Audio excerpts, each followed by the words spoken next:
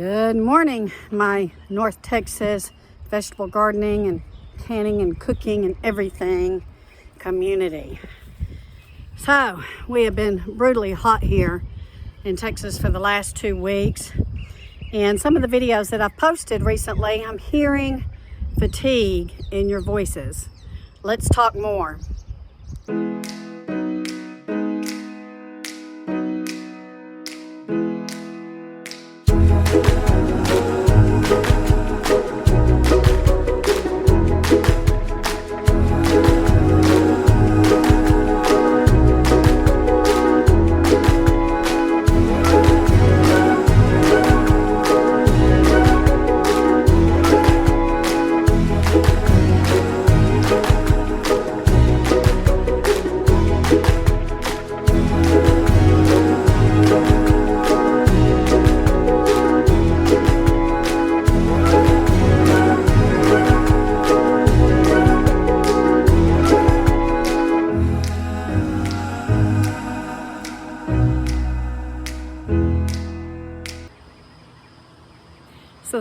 So from the video I posted last weekend, so many of you commented on the changing gardening conditions that we've experienced the last 3 years, the weather differences that we're seeing, and especially here in North Texas where we have been in the 90-degree range for the last 2 weeks, but change is coming, hang on.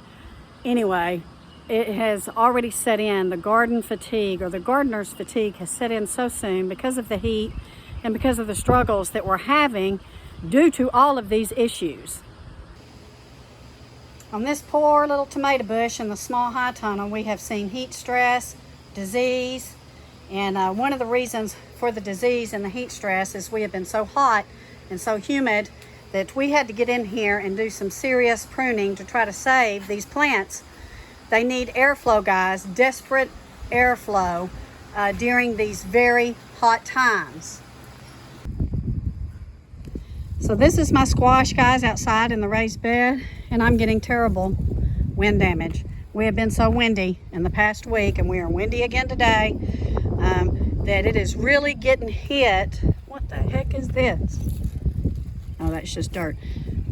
Really getting hit with the wind, guys, and I'm having to hand pollinate much of this because we're not seeing the pollinators. Our sweet potatoes seem to be doing okay, but we are having to water frequently, guys, because of the heat, and we've got a long summer ahead, so we've got to keep these alive. So here is a beautiful zucchini that I need to go ahead and pick. Zucchini and squash, once they get going, guys, they grow very quickly. But look, stress on these plants.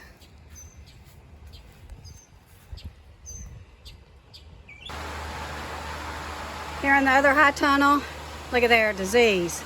And I'm convinced, guys, that it's happening because we are so hot and that there starts to be a little bit of dew, humidity during the night, and then these are not getting good airflow. So we are battling everything right now. Look at there.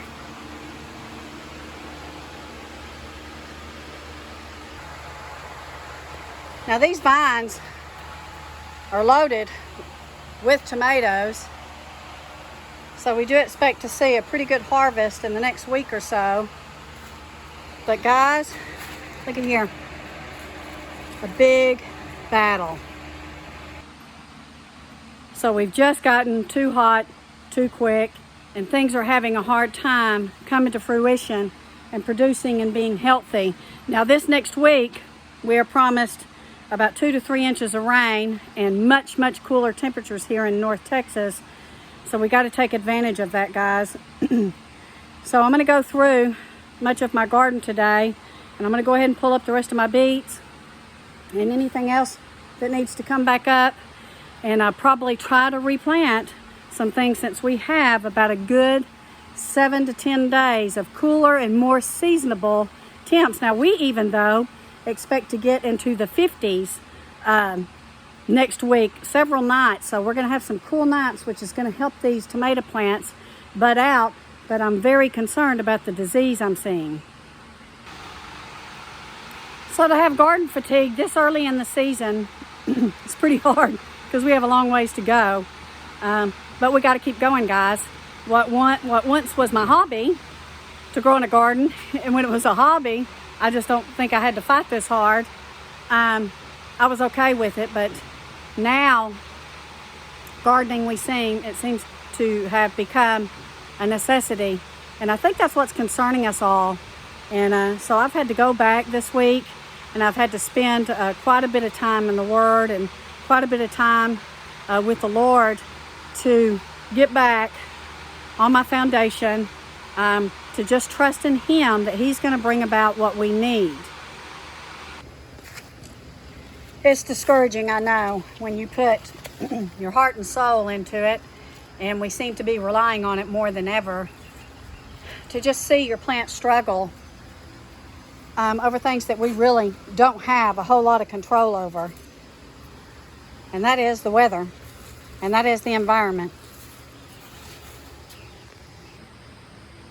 So I really feel like, guys, we're going into uncharted territory and uncharted waters this year in our gardening season.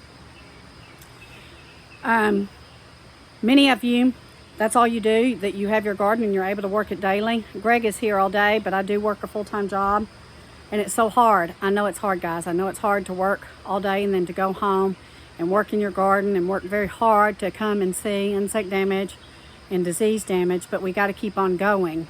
And so one of my 2 scriptures I've been reading, and I want to encourage you to go read. One of them is Deuteronomy 28, and the other one is Psalm 91. And I know many of you are very familiar with Psalm 91, but I think you really need to go read it again. And you need to understand that when it says, "He who dwells in the secret place of the Most High shall abide under the shadow of the Almighty." He who dwells, guys, what that means is you have to make a conscious effort to dwell under the shadow of God, under the shadow of the Almighty. And making a conscious decision on doing that is staying in the Word, staying in prayer, and you staying in the secret place of the Most High. Deuteronomy 28 is very clear. It opens up with, "If you hearken to the voice of the Lord, these blessings will take hold of you and your household and your family." Go read that as well. So there's a couple of things. We need to dwell in the secret place of the Most High and trust that He's going to give us what we need. And number 2, we need to hearken to His voice. He's speaking to us, but sometimes we don't hear because of all the stuff going on around us that is just consuming our thoughts. The world situation, our work situation, our family situation. We've got to go back to the Creator of everything and ask Him to give us guidance. And we have to pray for one another. So I'm committed to pray for all of you guys, and please commit to pray for us too. It's not over yet. We do expect some more seasonable weather coming up, and we're really going to try to take advantage of that this week. I think that you should as well.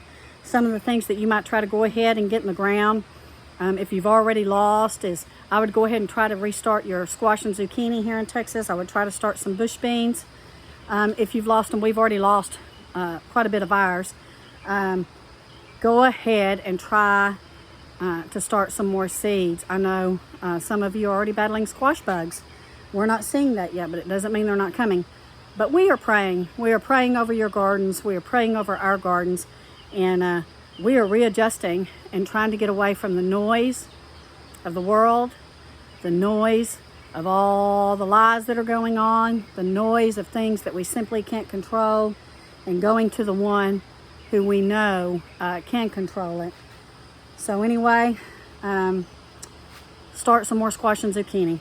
Start some more bush beans. Start some more watermelons and cantaloupes. You still have time to do all of that. Some okra. Get some okra in the ground. Your cool weather plants are just about done. But take advantage of this week to do some seed starting, guys. Take advantage. And I think with the rain, if your garden is outdoor, you will do quite well, and they will probably start and sprout up pretty quick. So that's the wrap for today. God bless you all. We love you all. We understand the garden fatigue, but we encourage you to go to the one who can take care of all of these ailments that seem to be hitting us. We'll be talking to you soon. Take care. God bless. Have a blessed day.